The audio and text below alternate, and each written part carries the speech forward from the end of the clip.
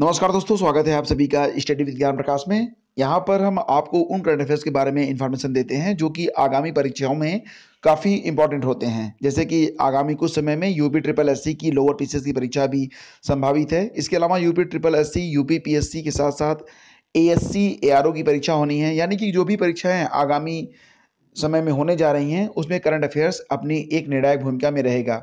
प्रतिदिन हमारे साथ 10 से 15 मिनट तक दीजिए करंट अफेयर्स के लिए, और निश्चित रूप से अगर आप हमारे साथ बने रहते हैं तो आपको अलग से करंट अफेयर्स बिल्कुल भी नहीं पढ़ना होगा।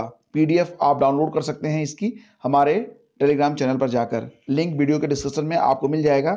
तो आइए डिस्कस करते हैं आज 26, 27, 28 और 29 जनवरी के इंपॉर्टेंट करंट अफेयर्स को एक ही वीडियो में। तो आइए शुरू करें और चलते हैं पहले प्रश्न पर, और ये रहा क्वेश्चन नंबर 1। 24 जनवरी 2019 को उड़ीसा के तट से भारत में लंबी दूरी के सतह से हवा में मार करने वाली मिसाइल, जिसको नाम दिया गया है LRSAM यानी कि long range surface to air missile का परीक्षण किया गया। इस मिसाइल के लिए भारत ने किस देश के साथ तकनीकी सहयोग की साझेदारी की थी? तो फ्रेंड्स, इसका सही जवाब है ऑप्शन सी यानी कि इजराइल। और जिस मिसाइल का परीक्षण किया गया है वह एक एंटी रेडिएशन मिसाइल है। नेक्स्ट क्वेश्चन, 12वें जयपुर साहित्य उत्सव का शुभारंभ किया गया है। 4 विकल्प यहाँ पे दिए गए हैं और इसका सही जवाब है ऑप्शन सी जयपुर। राजस्थान के कला एवं संस्कृति मंत्री वीडी कल्ला ने 24 जनवरी को इस वार्षिक महोत्सव का शुभारंभ किया यानी कि उद्घाटन किया। अगला प्रश्न देखते हैं, यूएनओ की जारी रिपोर्ट में कौन सा देश वर्ष 2018 में प्राकृतिक आपदाओं से सबसे ज्यादा प्रभावित रहा? और ऑब्वियसली इसका सही जवाब है ऑप्शन डी यानी कि भारत। प्राकृतिक आपदाओं से भारत में विश्व में सबसे ज्यादा मौतें 2018 में हुई हैं। 22 जनवरी 2019 को सैन्य विमानों में स्वदेशी उत्पादित जैव ईंधन CEMILAC CEMILAC Centre for Military Airworthiness and Certification Agency द्वारा मान्यता प्रदान कर दिया गया है। यह जैव ईंधन किस पौधे से प्राप्त होगा? तो फ्रेंड्स, इसका सही जवाब तो आपको ऑलरेडी पता होगा, लेकिन अब इसे जो हमारे सैन्य विमान हैं उनमें प्रयोग करने के लिए मान्यता प्रदान कर दी गई है सिमिलैक के द्वारा। ठीक है, तो और ये जो पौधा है इसका नाम है जेट्रोफा। जेट्रोफा को आप रतन जोत के नाम से जानते हैं। यह एक अमेरिकी पौधा है और छत्तीसगढ़ में इसकी खेती सर्वाधिक की जा रही है। 22 जनवरी 2019 को सैन्य विमानों में स्वदेशी उत्पादित जैव ईंधन को CEMILAC Centre for Military Airworthiness and Certification Agency के द्वारा मान्यता प्रदान कर दिया गया है। आप देख पा रहे होंगे चित्र में कि जो आपका ये पौधा होता है जेट्रोफा का, वह किस प्रकार से होता है। अगला प्रश्न, 25 जनवरी को नेशनल वोटर्स डे मनाया जाता है। बहुत इंपॉर्टेंट फैक्ट है, याद रखिएगा इसको। किस सोशल मीडिया नेटवर्क ने इस अवसर पर मतदाता पंजीकरण के लिए एक अभियान शुरू किया है? और फ्रेंड्स, ऑब्वियसली इसका सही जवाब है ऑप्शन बी यानी कि फेसबुक। यहाँ पर 2 पॉइंट आप याद रखेंगे कि 25 जनवरी को नेशनल वोटर्स डे के रूप में मनाया जाता है और फेसबुक ने इसके लिए एक पहल शुरू की है। ऑस्ट्रेलियन ओपन 2019 की महिला एकल खिताब विजेता कौन बनी हैं? और फ्रेंड्स, इसका सही जवाब है नाओमी ओसाका। नाओमी ओसाका जो कि अभी 21 वर्ष की हैं, जापान की निवासी हैं। इन्होंने ऑस्ट्रेलियन ओपन 2019 का खिताब अपने नाम कर लिया है। ऑस्ट्रेलियन ओपन जीतने वाली नाओमी ओसाका जापान की पहली टेनिस खिलाड़ी भी बन गई हैं। फाइनल में उन्होंने 2 बार की विंबलडन विजेता पेत्रा क्वितोनोवा को 7-6, 5-7 और 6-4 से हराया है। मलेशिया के नए राजा का क्या नाम है? यानी कि मलेशिया के जो नए राजा चुने गए हैं उनका नाम क्या है? फ्रेंड्स, इसका सही जवाब है ऑप्शन बी सुल्तान अब्दुल्ला सुल्तान अहमद खां। आप तस्वीर में देख सकते हैं, ये हैं मलेशिया के नए राजा सुल्तान अब्दुल्ला सुल्तान अहमद खान। 26 जनवरी 2019 को किस पुलिस बल को बहादुरी के लिए अधिकतम पद मिले हैं? पदक, ठीक है, अधिकतम पदक किस पुलिस बल को दिए गए 26 जनवरी 2019 को? और इसका सही जवाब है CRPF। गणतंत्र दिवस 2019 के अवसर पर कुल 855 पुलिस कर्मियों को पदक प्रदान किए गए।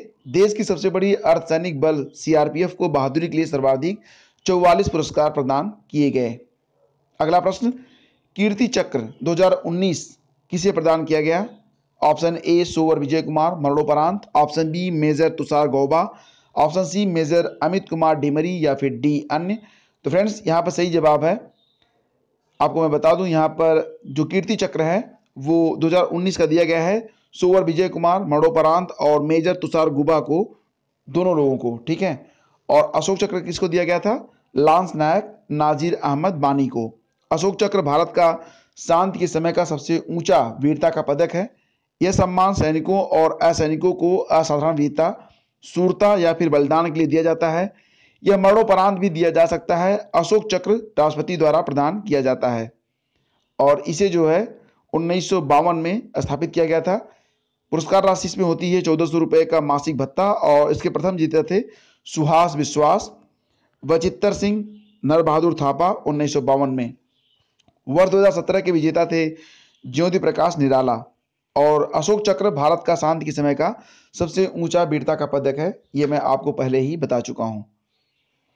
3 श्रेणियों में पद्म अवार्ड प्रदान किए जाते हैं। आपको बताना है कि इसमें से कौन सी एक श्रेणी इसमें शामिल नहीं है। तो फ्रेंड्स आपको बता दें कि पद्म विभूषण, पद्म भूषण और पद्मश्री, ये 3 श्रेणियां हैं पद्म की, जिसके अंतर्गत पुरस्कार प्रदान किए जाते हैं। डी यानी कि पद्मरत्न नाम से कोई भी पुरस्कार प्रदान नहीं किया जाता है। गणतंत्र दिवस की पूर्व संध्या पर पद्म पुरस्कारों की घोषणा हुई है। गृह मंत्रालय की ओर से दी गई आधिकारिक सूचना के मुताबिक मरहूम अभिनेता कादर खान, स्वर्गीय कुलदीप नैयर जो कि एक पत्रकार थे, क्रिकेटर गौतम गंभीर, वरिष्ठ अधिवक्ता एच.एस. फुल्का, वैज्ञानिक नंबी नारायण, पर्वतारोही बछेंद्री पाल और दक्षिण के अभिनेता मोहनलाल सहित 112 हस्तियों को पद्म अवार्ड्स के लिए चुना गया है। 70वें गणतंत्र दिवस की पूर्व संध्या पर इन पुरस्कारों की घोषणा हुई। 112 लोगों की सूची में 21 महिलाएं और 11 विदेशी हैं और कुछ इसमें एनआरआई भी शामिल हैं। 3 मरणोपरांत पुरस्कार प्राप्त करने वाले में लोग हैं और एक इसमें ट्रांसजेंडर भी शामिल हैं। तो कुल मिला के 4 पद्म विभूषण, 14 पद्म भूषण और 94 पद्मश्री पुरस्कार पद्म अवार्ड के अंतर्गत प्रदान किए गए हैं। फ्रेंड्स अगर आप इसकी पीडीएफ डाउनलोड करना चाहें पद्म अवार्ड्स के बारे में तो आप हमारे स्टडी विद ज्ञान प्रकाश टेलीग्राम चैनल पर जाकर इसे डाउनलोड कर सकते हैं। 2019 में भारत रत्न से सम्मानित होंगे, 4 विकल्प इसमें दिया गया है और सही जवाब है ऑप्शन डी यानी कि प्रणब मुखर्जी, डॉक्टर भूपेन हजारिका और नानाजी देशमुख। तस्वीरों में आप देख सकते हैं सरकार ने 25 जनवरी की शाम को प्रणब मुखर्जी, नानाजी देशमुख और भूपेन हजारिका को भारत रत्न से नवाजने की घोषणा की है। यहाँ पर आप उस लिस्ट को देख सकते हैं जिस लिस्ट में आपको बताया गया है कि 2001 से लेके अब तक, ठीक है, कितने लोगों को भारत रत्न दिया गया है। 2001 में लता मंगेशकर को दिया गया था, 2001 में ही उस्ताद बिस्मिल्लाह खान को भी, 2008 में पंडित भीमसेन जोशी को, 2014 में CNR राव, सचिन तेंदुलकर, इन दोनों लोगों को दिया गया था। 2015 में दिया गया था अटल बिहारी वाजपेयी, महामना मदन मोहन मालवीय, इन दोनों लोगों को, और 2019 में प्रणब मुखर्जी, भूपेन हजारिका और नानाजी देशमुख को। GCTI इंडेक्स 2019, इसको आप कहेंगे global talent and competitive index 2019 में भारत का स्थान कौन सा है?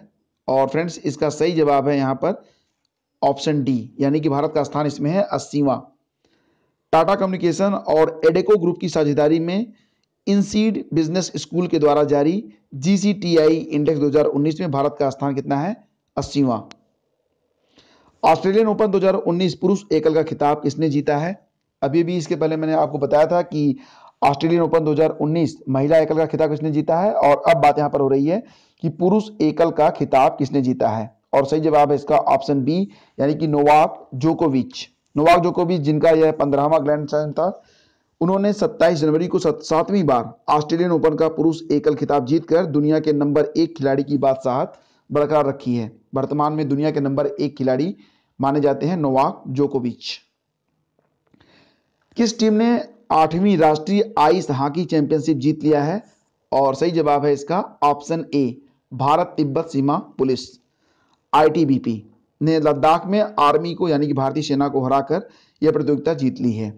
याद रखिएगा 8वीं राष्ट्रीय आइस चैंपियनशिप के विजेता कौन है? ITBP यानी कि भारत तिब्बत सीमा पुलिस।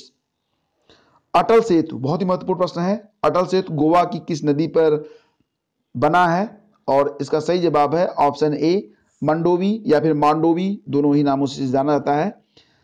इस पुल की लंबाई है 5.1 किलोमीटर और इस पुल को गोवा में मांडोवी या मंडोवी नदी पर बनाया गया है।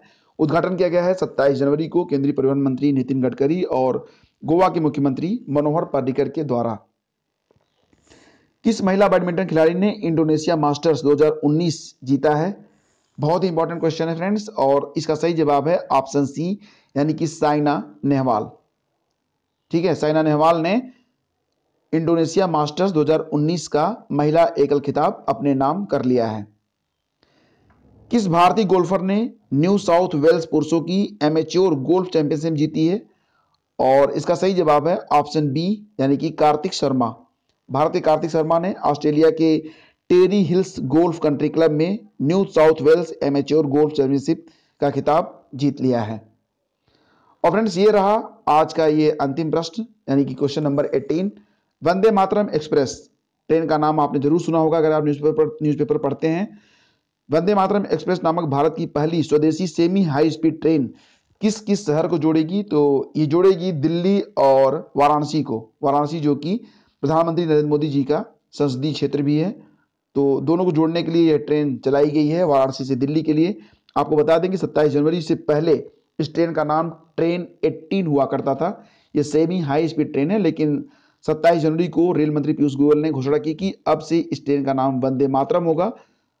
और ये पूरी एक ही यूनिट है, यानी कि इसमें अलग से डिब्बे नहीं लगते हैं। 16 डिब्बों का यह एक यूनिट, यानी कि इस ट्रेन में ही 16 डिब्बे लगे हुए हैं। तो फ्रेंड्स, ये थे आज के बहुत ही महत्वपूर्ण करंट अफेयर्स। और अगर आप पीडीएफ डाउनलोड करना चाहें तो लिंक वीडियो के डिस्क्रिप्शन में है, या फिर अगर आप ऑलरेडी हमारे टेलीग्राम चैनल से जुड़े हुए हैं तो ये पीडीएफ आपको वहां पर जाकर मिल जाएगी। चैनल पर अगर आप पहली बार हैं तो प्लीज चैनल को सब्सक्राइब जरूर कीजिएगा, बेल आइकन को प्रेस कीजिए ताकि हर वीडियो का नोटिफिकेशन आपको मिलता रहे। बहुत बहुत धन्यवाद, मिलते हैं अगले वीडियो में, तब तक के लिए नमस्कार, जय हिंद।